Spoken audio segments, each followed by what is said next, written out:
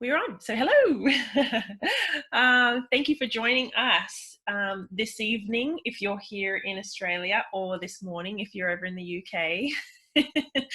I'm just checking my feed here. I'm going to watch the comments, guys, on the group. So if you're joining us live, say hello and let us know where you're watching from. We would love to know. I would love to introduce you to a new friend of mine, Simon Benn. He is the children's happiness expert. Very excited to chat to him today. And he's over in the UK, so it's morning time there. So we were just having a chat about today and what we've done, and he's only just kind of got up. So how's your morning been? Yeah, great. As I was saying, the dogs weren't behaving themselves, so one of them's got a blood complaint. So they're both Labradors, so they scavenge all the time. They're always in the hedges looking for something to eat, even though they've had their breakfast. But one's has got this blood complaint, so she's on steroids, so she's even more hungry than usual. So we were late back, and then my computer wouldn't work. So now that's why we're late starting. The so technology. With me, Steph, and the viewers. We don't mind. I think sometimes it's nice to have a laid back conversation and a nice chat. And if it's a couple of minutes here or there, you guys are pretty relaxed and very welcoming. So hello, hi Magdalena from Sydney. So I might throw over to you first to tell everyone a little bit about who you are and the work you do and how you got into being the children's happiness expert. Yeah, so I've been doing this for 7 years, and I've worked with 1,600 kids in schools. That was kind of my proving ground, if you like, for proving the concept. And now I work sharing what I've learned with parents. So I'm empowering parents. And so when we connected, that whole kind of desire to be of service, to help others, is something that rung true with me. And when I saw what you did, I thought, well, this is a connection of like minds. So yeah, I've been doing it for 7 years. Why did I do it? Well, I guess because I was unhappy. So I ran an educational publishing business, and I did a lot of work in Australia. Actually, I had a partner in Australia and in New Zealand, been over to Sydney and Melbourne and the Hunter Valley and up to Newcastle, across to Auckland and Queenstown and stuff in the past. So yeah, I had this publishing business, which was became pretty stressful. So I got into business development to try and make that work. And then when I got to success, it was kind of like it was a hollow victory. So I don't know if you've seen, the guys and girls being interviewed after they've won a sports event, whether they won a gold medal or they've won championships or whatever. They say the interview wants to know, how does it feel? And the winner says, well, I don't know. It hasn't really sunk in yet. Have you ever seen that? They often say that.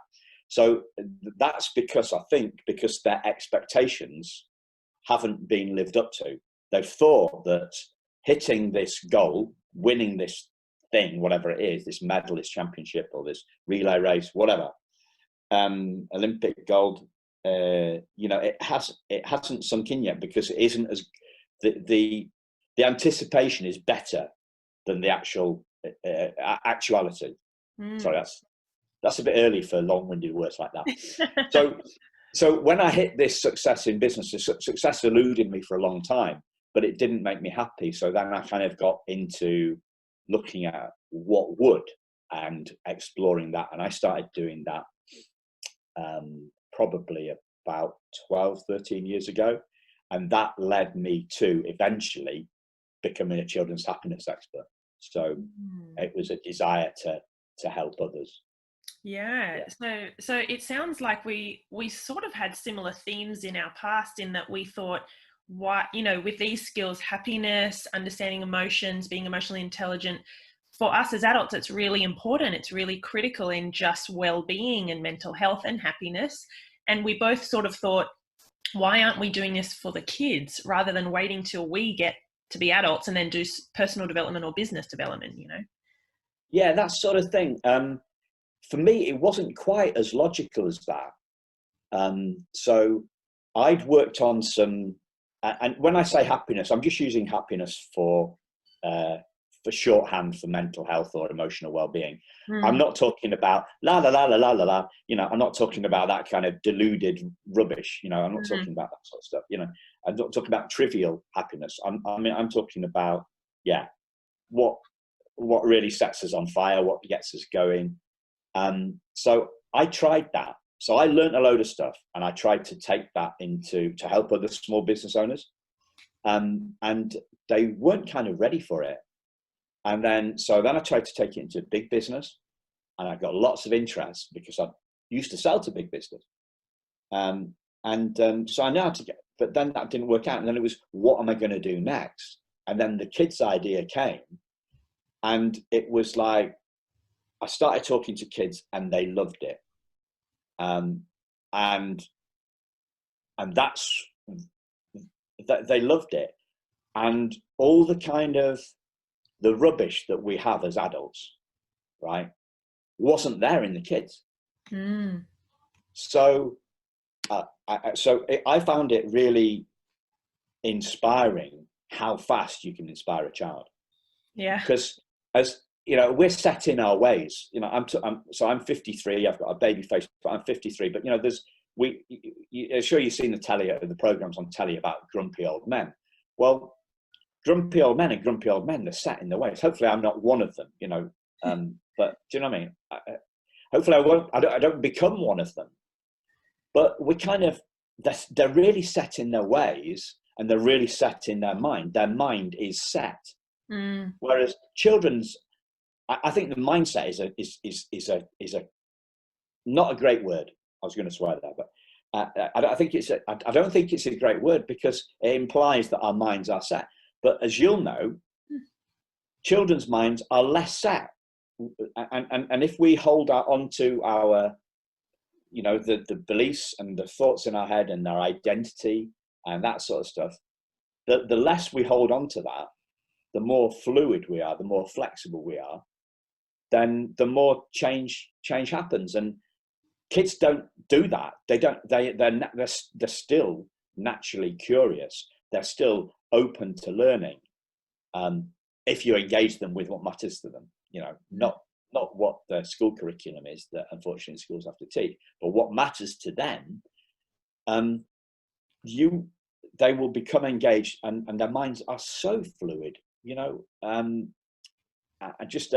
this sounds in case this sounds a little bit esoteric or vague to people, just think about, you know, how quick kids will grow out of stuff, not just their clothes, but like their favorite author or their favorite book, or, you know, their toy. They are flexible. They are changed. They are changed, you know, embodied, personified, and they change a lot faster. Yeah. And that's what I love. I love hearing those stories of change from the parents that I've worked with, and seeing those stories firsthand, you know, in the kind of like the olden days when I was still doing the school stuff. Long answer. Good answer. Long answer, sorry. Good answer. So I really wanted to ask you a little bit about, I know something that I've spoken to a lot of parents about, and something that I think it's not just our kids, it's us as adults, that that fear of doing something wrong and making a mistake and not doing something perfectly, or not being able to do it as well as other kids. Like, what's your take on, I suppose, the impacts of when our kids feel like they make a mistake and the whole thing's out the window, or they've made a mistake with a friendship, and they just don't feel, sometimes that really impacts their well-being, their mental health, their happiness and resilience. And so I'd love to get your take on, how we can help our kids to be okay making mistakes and being okay with not being perfect and those kind of things, because I think that sometimes comes up Okay. a lot. Well, I can answer that on whole in so many different levels. I'm really not sure where to go on it. Because I could come across as really vague and esoteric, Sorry or to I throw you in could the deep become end. really practical. Sorry? Sorry to throw you in the deep end. So, well, no, but how deep do you want me to go? Well, like, what is, I suppose, what would you, what is really meaningful for you and the families or the parents that you work with when a parent will say to you, or you're hearing kids saying, you know, I'm just not okay with making mistakes. I need to do things right. I can't be, you know, I don't want to do things that aren't as good as other Yeah, kids, or, you know, I want to please my parents, that kind of thing. yeah, okay. So the first thing is that I feel like that all the time. Mm. Yeah. Yeah. So I'm a recovering perfectionist. Mm. Okay, at 53. Okay. I'm a recovering people pleaser, so You're a recovering people pleaser, yeah. Okay. So here's the thing though, I feel that all the time, but it bothers me some of the time, but it doesn't stop me. Mm. So, you know, the Nike slogan that we talked about sports earlier on is just do it. Do you know what I mean? So, so I can answer it on that kind of level. Mm. I, I can answer it on a lot deeper level in terms of seeing our own perfection. Yeah. So until we can see our own perfection, Mm-hmm. we can't show anybody else theirs, Yeah. or we can't point anybody else sorry, we can't point anybody else at their perfection, but they need to kind of see it for themselves. So it's a little bit deeper. So the I'm hesitating about the deepness on it, right? That's all right. I We'll think, have to let me go back up to the top again, right? yeah. So what does that say? You know, what does that say about me? Mm. So, for example, I'm very new and not really making as much progress as you, right? So I see your social media, and I'm thinking, brilliant. I'm seeing how your engagement levels, and I'm thinking, brilliant, yeah, Yeah. right. And I'm thinking, I'm thinking, I'm not as good as that, right? But I don't believe that makes me a bad person. Mm. I believe it shows me an area where I can develop my skills, and we learn on the job. So let me make it, a story just popped into my head from one of my mentors. So, and it's on a practical level, and it's still on sporting thing. Yeah, I don't know.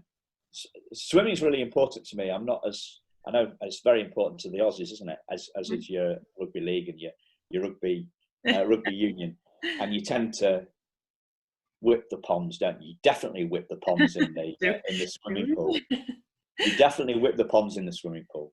On one of my trips to Oz, I was staying near the Harbour Bridge, Sydney Harbour Bridge, and I was swimming up and down in this 50-meter pool, far slower than anybody else, right? Because they're all just like, they're all torpedoes. They're all, Yeah. I could actually, as I went up the lane, I could see the Harbour Bridge underneath my arm, and that was really weird, stunningly. You know, you're thinking of an Sydney icon. Real. Yeah, this is real. So, but let me go back to the thing, right? So I'm going to sporting analogy, right? So this is a mentor of mine. His son came to him, as an American guy, and American son, and his son was talking about the fact that he was rubbish at baseball, and the and instead of, so what the the coach guy said to his child was, yes, you are. You are rubbish at baseball, but that's not the question. The question is, do you want to get better? So if you want to get better, do you want to get better? Yes, I want to get better. Okay, well, let's practice baseball then. So it's being real with your child, and the fact. So a child may hear a phrase like, a born sportsman, right? Or a born cricketer, or what did I heard yesterday? Oh, salesman. Somebody said to me, we had some friends around. She said, yeah, well, he's not a born salesman, so he's struggling. Well, there's no born salesman. There's no born cricketers. There's no born swimmers. Yeah. It's not how good we are. It's where we want to be. But we have to see that. So I find it very frustrating, the learning curve in social media, right?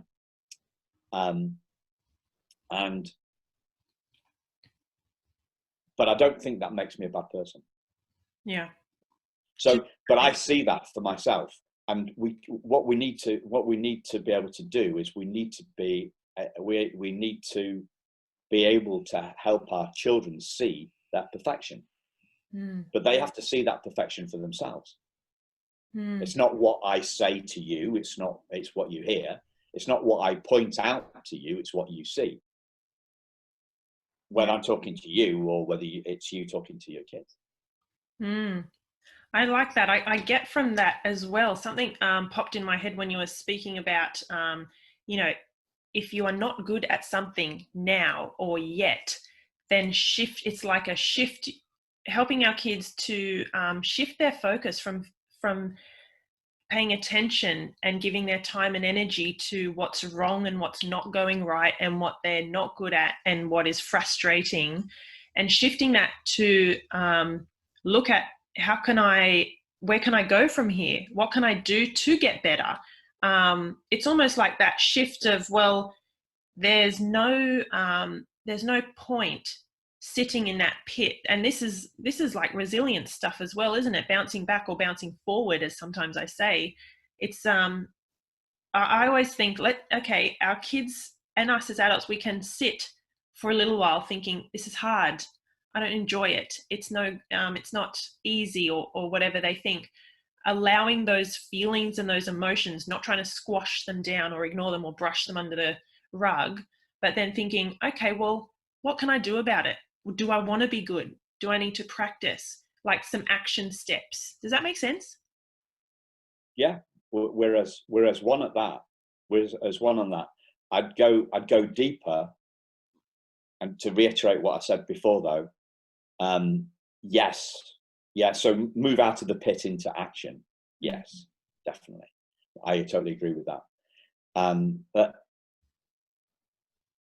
it's getting the child to see that the fact that they're still on the learning curve doesn't make them a bad person.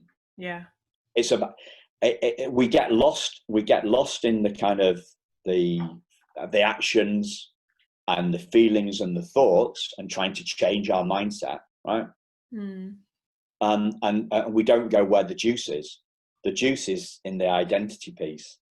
Right. The juice is in identity, in seeing who we are, right? But that's a little bit tricky. Yeah. Well, that's under all the layers, like you said, the thoughts and the beliefs and the actions and the behavior. This is right down at what kind of person am I? Who am I? That's their identity. Yeah, it's but it sounds deep, but it's not difficult. It's just seeing it, right? That's the good news. So this is my favorite metaphor, and this is from the same guy who. So this isn't actually a diamond; it is just glass. You know what I mean? If it was a diamond, I would be, huh? I'd be like, yeah. So, if we can see,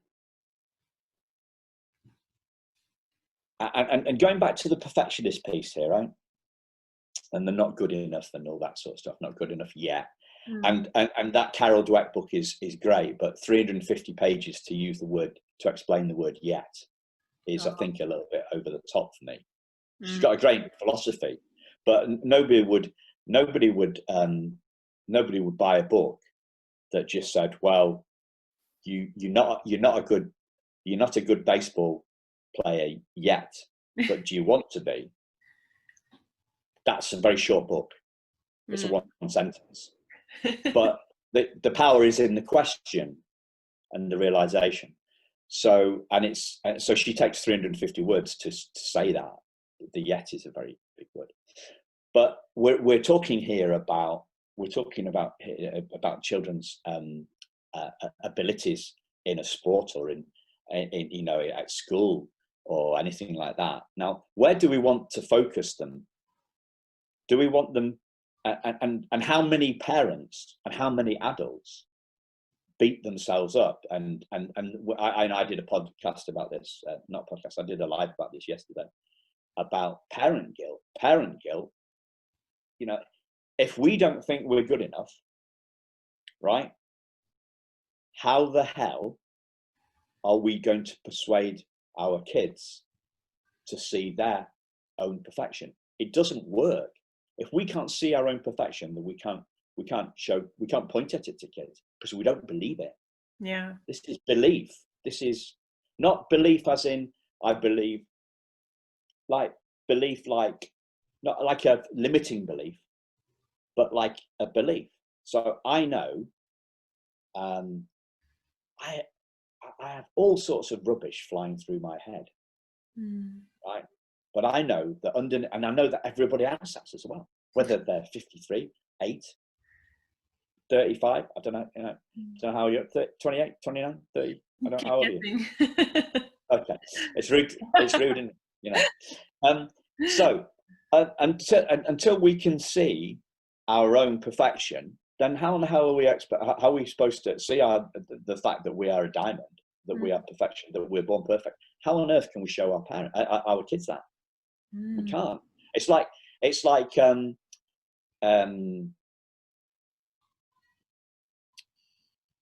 emotional literacy is another word for what we're talking about here to a certain extent, and literacy, right? So they teach literacy in schools, right? They went through a phase, like they do in English schools. It's just rubbish. They changed English to literacy, right? They changed the name of it, right? So unless you are good at literacy, unless you are literate, you cannot teach literacy. If you are unless you are emotionally literate, you cannot teach emotional literacy. It's the same thing. I can't teach anybody French because my French is pretty ropey, or German. I'd have a stab at English,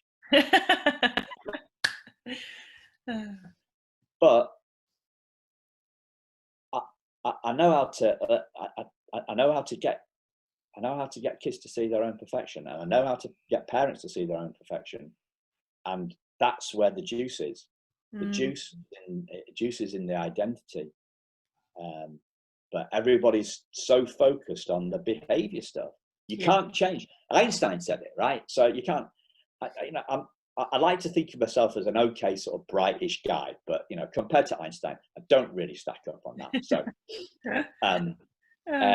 he said we can't change something like we can't change our thinking at the same level.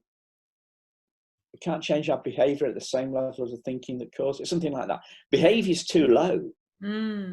Behavior's too low. Mindset's too low for me. You've got to go through the mindset piece. You've got to, because it stacks up, what we want to achieve, our dream as a parent. We want our kids to be happy and confident, successful adults, right?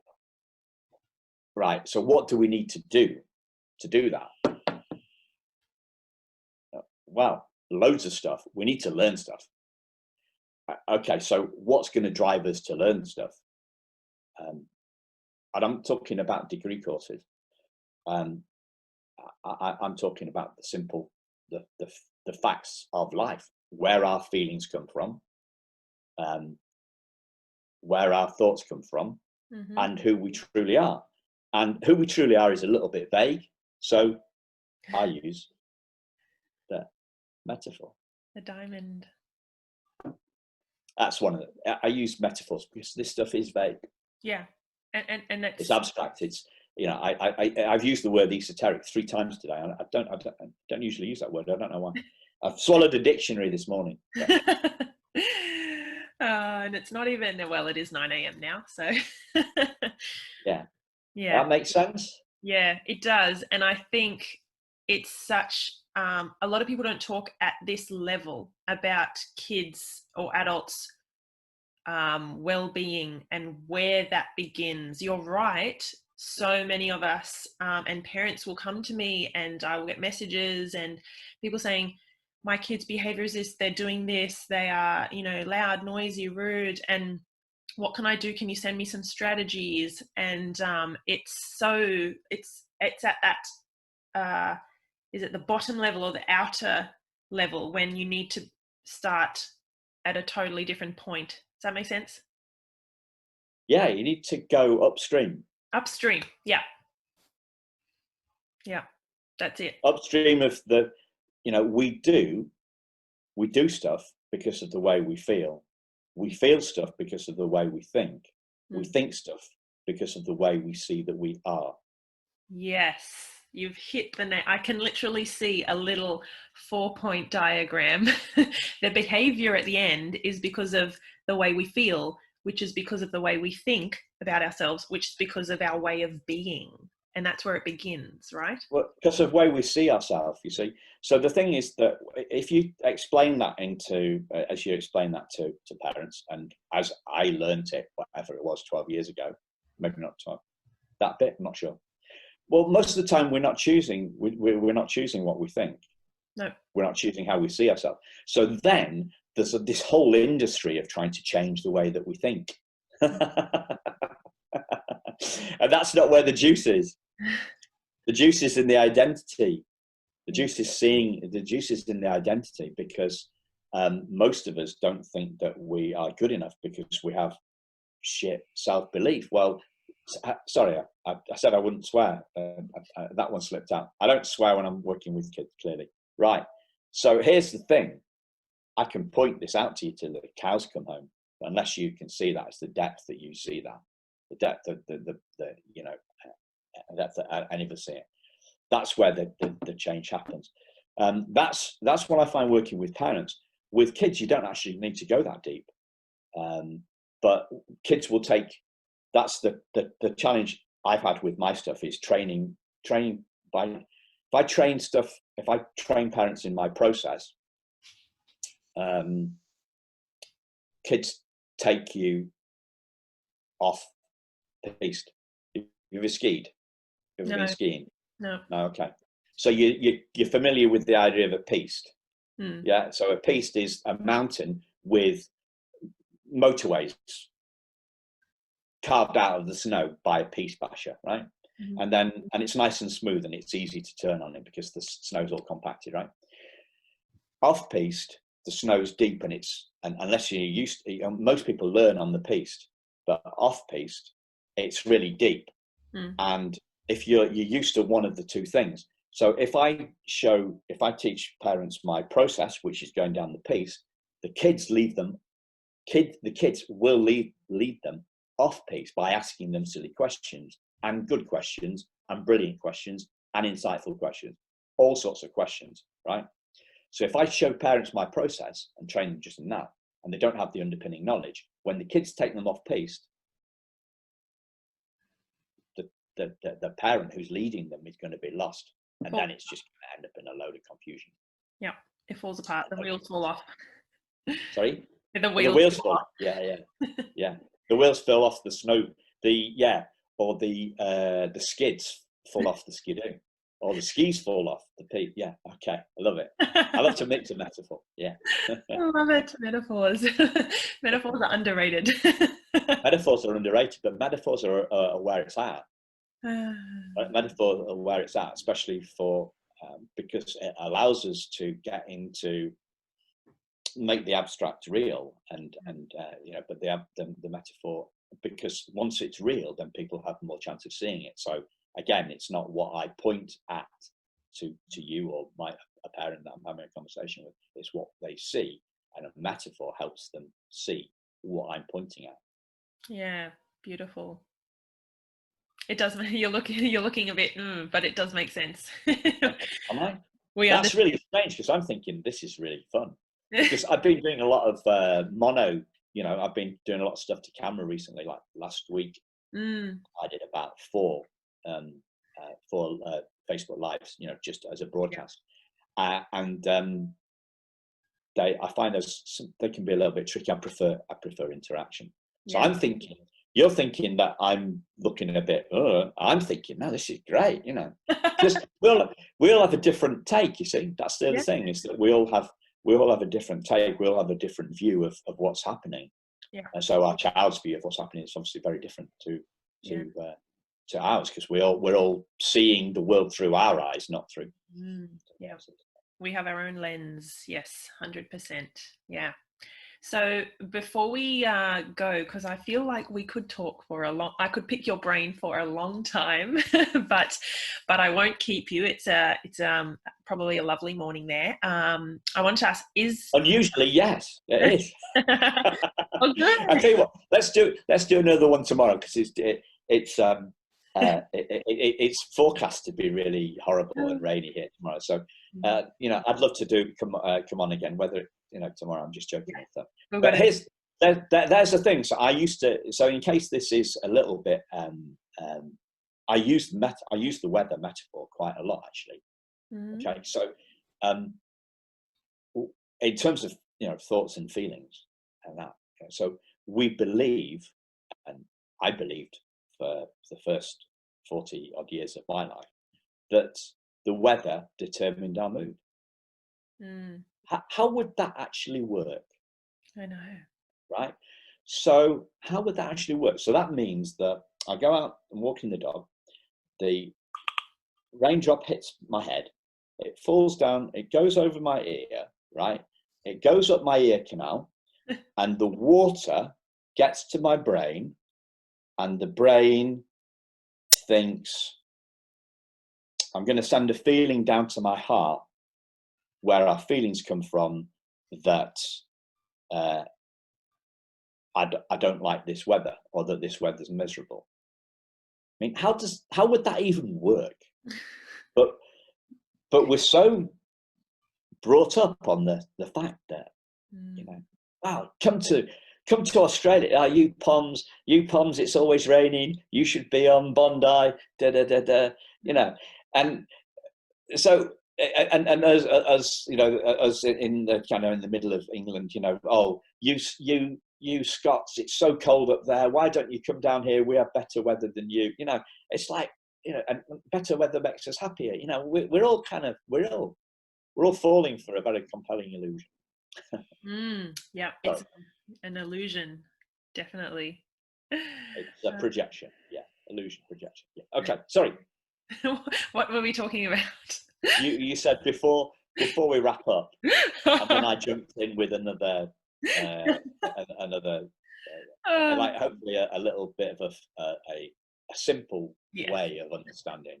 Because it's not personal, is it? The weather, you're not saying, you're not invalidating somebody's experience. So if they've been through some, I was going to swear again. If they've been through something tough, right? You're not invalidating their experience by talking about the weather. You're just saying that feelings are an inside job. Yeah. So my last question was, I guess from your experience, we know that that all of our brains are plastic. We know about neuroplasticity, and that we can just by our experiences and things like that, we can change our habits and our beliefs and our actions and things. And I wondered whether, in your experience for kids, because some people believe that kids are more their brains are more malleable and they can learn easier, and I feel like with my young kids, even, I am constantly aware of what I'm saying to them and using my like what language I'm using, and how I'm allowing them to take some safe risks and to experiment and things like that. Is there, in your experience, an age or a particular age range or group of kids that you think this being able to talk to them about these things, mental health, happiness, resilience, confidence, is there a particular age where they really kind of get it, or it clicks with them, or it's talking about things like metaphors and things like that? Sometimes if they're too young, they wouldn't understand because of language. Like, do you find there's a particular age of kids who really kind of get this stuff and it clicks with, or is it just any kids that you work with, you see that they grasp these concepts? Okay, brilliant question. That was a bit of a fluffy question. Sorry, I just thought I absolutely love that. I absolutely love that question. So I'll just step back a bit from it to pull out some thoughts, some pointers on what you said. Right? You said experience a number of times in your question, and you said grasp. You said the word grasp, which you're meaning understand rather than grasping my cup of tea. Yeah. So we learn by experience. That's the only way we learn, through experience. We experience. We don't learn by reading a book or listening to a children's happiness expert. We don't learn by that. We learn by experience. It's what's going on inside us. Okay. So I would say, as to so that's the first point. Does that make sense? Yes. Yeah. So we need to help. We need to help our child have the experience that we're looking for. So you said, well, allow them to take safe risks, right? So they're learning by experience. Like kids learn to walk by falling over. Yeah. They could fall down and damage their head, but they learn to walk by falling over. So it's about that's how we learn by experience. We don't learn by books or videos or courses, anything, nothing. The next thing is that yes, the earlier we learn stuff, the easier we learn stuff. So yes, the earlier because using your language,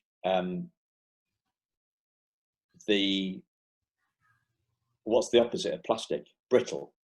Yeah, brittle, set in the ways. Mindset. It goes back to what I was saying earlier on. What would you say the opposite of plastic is? Yeah, I guess in plastic. Static. Static. Yeah. Okay. Static. Right. So the older we get, generally speaking, the more static we get, which is kind of a posh way of saying that's why grumpy old men are grumpy old men. Yeah. We've come full circle. We have to. I'm trying to draw the things up. Okay. So in terms of the metaphors, is the age, right? So the age, so the metaphor and the context is kind of like age appropriate to some extent. Some of them are age appropriate. So, but I would say the diamond is, well, how young could you go with the diamond? Getting to see your child's brilliance and their perfection. How young could the diamond? How young do you think you could have introduced the concept of the diamond to your kids if you'd heard about it before? Yeah, well, my youngest is 3 at the moment, and she would definitely get it, 100%. Okay, So the thing about the diamond is its brilliance, and I can talk about diamonds all day long, you know. So there you are. That you've answered your own question then, really. Yeah. So I've given you a framework. I said the metaphor has to be kind of age appropriate, but so for my own stuff is quite.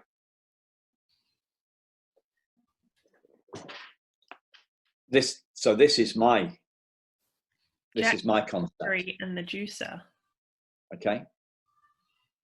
So Jack Cherry and the Juicer is the story of how Jack Cherry discovers where happiness comes from. Where the juice is. Yeah. Well, and he understands where happiness comes from because he understands that feelings come from thoughts, like juice comes from fruit. Mm-hmm. Okay.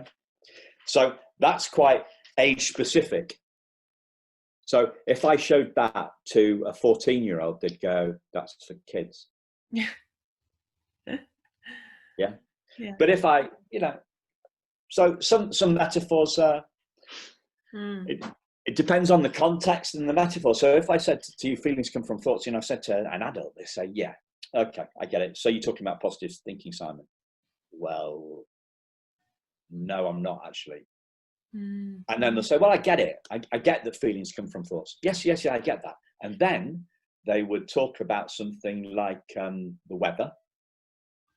So how are you in England? How are you getting on with, so this actually happened to me, right? So I was talking to someone in Florida about 3 weeks ago. So she said, "Yeah, I get this, Simon. I get this. Feelings come from thoughts." Yes, of course, yeah. So you're talking about positive thinking. And I went, well, I just let her continue, because if we negate somebody's, that's another thing, right? If we negate somebody's experience or we negate somebody's opinion, they instantly go on the back foot and then we've lost them. So I didn't. And then, but she said, "So how are you coping? Is it, how are you coping?" And she didn't talk about miserable weather, but she might have well have done, she said, "We're in the Sunshine State. Florida's the Sunshine State." And that's California. She said, "We're in the, California is the sunshine state, but down here, Florida, we're blessed by this and everything, the sun." So she told me that intellectually she understood that feelings come from thoughts, but then she started talking about the weather. Then she started talking about COVID. So there's knowing and knowing. Like really knowing.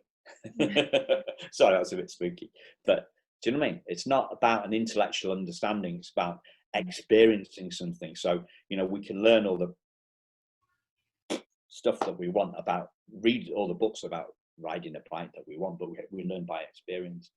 Yeah. And the intellect, it's not where the change happens. If it was, then there wouldn't be anybody, nobody would smoke anymore. Nobody would be obese, because people know that they need to exercise and lose weight and stop smoking, but they don't know deeply. They don't have that insight. They don't, some will go through an experience like a heart attack, and then they'll know. Then they'll realize. So yeah, wonderful. This was supposed to be 30 minutes. I know. Look at us. We could go on. But I won't keep you. And we have some beautiful comments just on Facebook saying amazing and what a wealth of knowledge. They've loved listening to you and just hearing your take on things. Like you said, we all have a different lens. We all have a different perspective. And I think having conversations like these and just getting it out there to parents is so important, because I think even me, I feel sometimes I'm in my bubble with my kids, and then you compare yourself to other parents and families, and that's just it's pointless doing that. And so I think sharing this information of that that is helpful, it's beneficial, and it's supporting families and kids, I think this is, like you say, where the juice is. So I'm really, really grateful for you coming on and giving us your time. And if people want to get in touch with you or contact you, where can they find you? Where can they find you and your work? Can you give us your links? Yeah. So best place is Simon Benn with 2 N's.co.uk. That's the best place to find me. You find all my links to Facebook. You find lots of videos. Link to my YouTube channel, lots of stuff about this. Lots of videos. So yes, good. I've been on there. I need to watch a few more because there's loads. I think generally speaking, you know, a lot of parents, not the parents that are watching this actually, but most parents think that the schools have got this covered. To what extent have the schools got this covered in Australia? If we, by this I mean mental health or emotional literacy, to what extent do you think they've got it covered, percentage wise? I would say a very small. I mean, schools and teachers I know do amazing jobs, and I don't want to fault them in the work that they do for academically for our kids, but the looking at mental health and taking care of that, from what I've seen, it's you know, it's just not, there's no space, I think, sometimes for that as a priority, because they're filled with tests and results and giving our kids information and helping them learn those other things. I mean, we both know about EQ versus IQ, but it's it's down Same in the UK. So they're only doing what they're told, and what they're told to teach is the academic curriculum. They're so bound. They're time bound by that, but the degree to which they are being told to do this stuff in the UK is growing. But they don't have the level, they don't have the knowledge, that you clearly have. They don't know that. And we're back to, hey, so we haven't mentioned love. It's dinner time here, so they're a bit hungry. They said, "What can I eat?" But, so, yeah, love's the answer though. So yeah, they don't have a lot of time to do this, but they don't have the knowledge, skills, or the level of consciousness. Most of the teachers, some heads teachers that, but they're not trained in this stuff, and they're judged by the results. Whereas what parents want is their kids to be happy and successful. But the schools don't realise that the happiness leads to the success. Yes. Success doesn't lead to happiness. I've got to share this with you before we go, right? Okay, I've got to share this with you. I had this thought at 4 o'clock in the morning. So at 4 o'clock this morning, I was lying awake thinking about today and what I was going to do and how I was going to change more families' lives, parents' lives, and help stuff like that. And I was thinking about the difference between net worth and self-worth. Yeah, huge. Net worth and self-worth. So I see a lot of people with very high net worth, but very low self-worth. But the people think that the net worth is going to drive the self-worth. Yeah. They think that success is going to lead to happiness. Nope. But it's the other way around. It's the other way. Yeah. It's the other way around. So yeah, net worth versus self. And what do we want kids? Do we want the kids, you've got two choices, right? Because these are tangential things. It's an X and a Y axis, right? Self-worth, net worth. or it's probably that way, isn't it? Net worth, self worth. So the net worth is, the child hasn't got a purse. Well, they've got a little purse. They're 5, and they've got a little purse for when they buy some sweets. So it's got 10 cents in it, and then they go through life, and they learn stuff, and they get a job, and they get a mortgage, and all that stuff. Right? That's the kind of the self worth. That's the net worth thing. Mm-hmm. Self worth is completely separate. But where do we want to be concentrating our stuff? But where's the culture set up for? Yeah. The culture set up for this. Not net worth, not self-worth. Yeah. And we're seeing the impact, aren't we? We are. Fortunately. A lot of very unhappy rich people. Yes. All right. I really you must really got to go, because you need to feed the kids, and I'm going on. But I don't. We could chat. Let's do this again. When do you want to do this again? Yes, we must organise another time and chat. Next month or whenever you've got a space in the time. Yeah, in a couple more weeks, because I think we could. There's so many cans of worms that we haven't even looked at.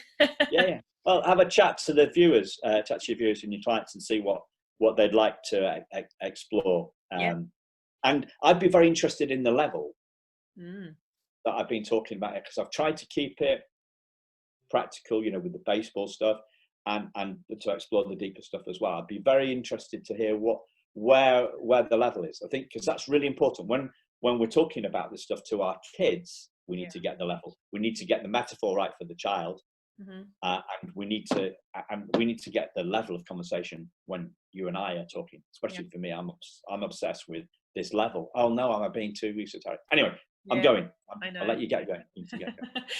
Speak to you soon. Thank you so much. Thanks a lot. I've absolutely loved it. Take care. Bye bye.